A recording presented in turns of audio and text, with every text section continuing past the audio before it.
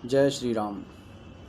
नारद जी ने हिमालय से कहा, तुम्हारी कन्या तप करे तो शिवजी होनहार को भी मेट सकते हैं, क्योंकि तप से कर्म क्षय हो जाते हैं। यद्यपि जगत में अनेक वर हैं, पर इसको शिवजी के अतिरिक्त दूसरा नहीं है। वर के देने वाले, दुखियों के दुख दूर करने वाले, कृपा के समुद्र, सेवक का मन प्रसन्न करने वाले हैं।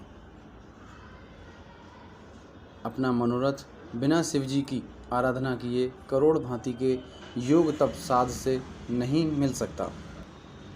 ऐसा कह मुनि ब्रह्मलोक को चले गए।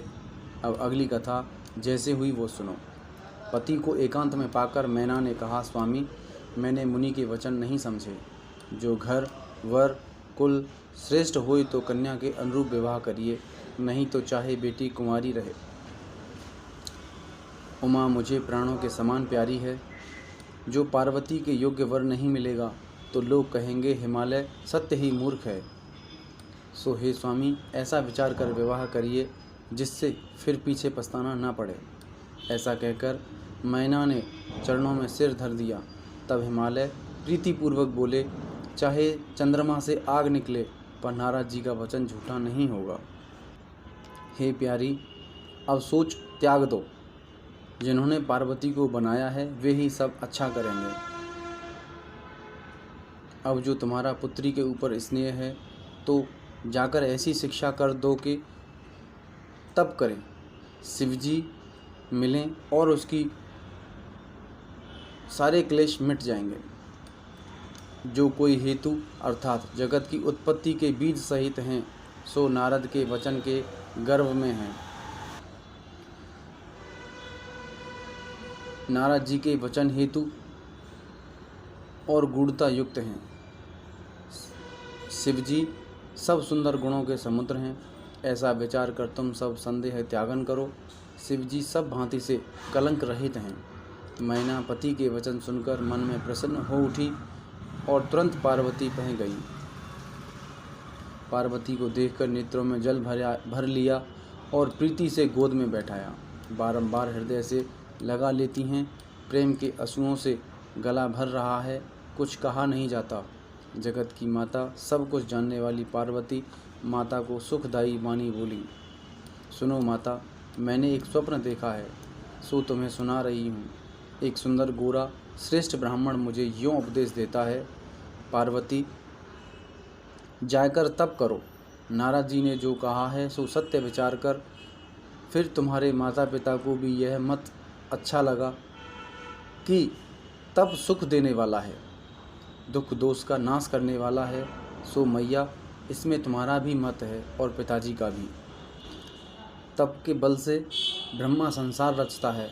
तप के बल से विष्णु सब जगत की रक्षा करते हैं। तप के बल से शिवजी संहार करते हैं।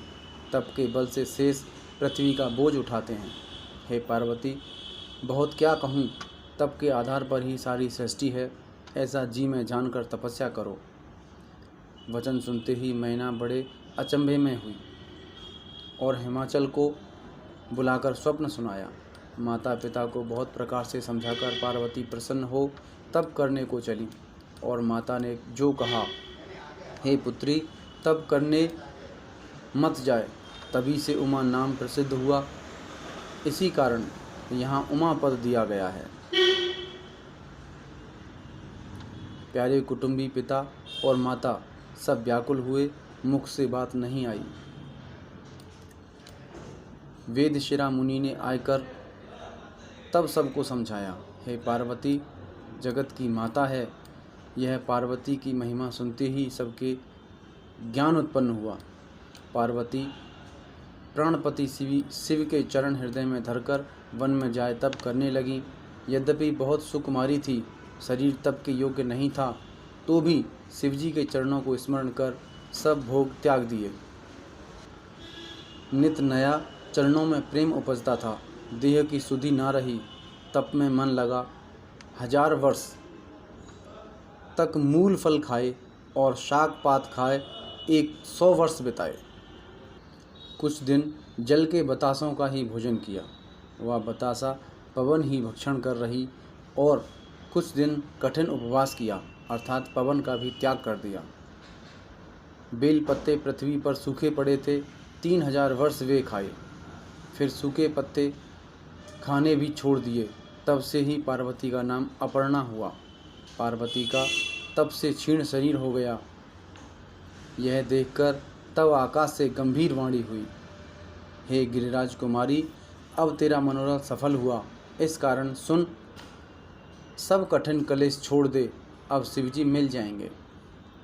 हे पार्वती, ऐसा कठिन तप किसी ने नहीं किया, यद्यपि अनेक धीर मुनि ज्ञानी हुए हैं।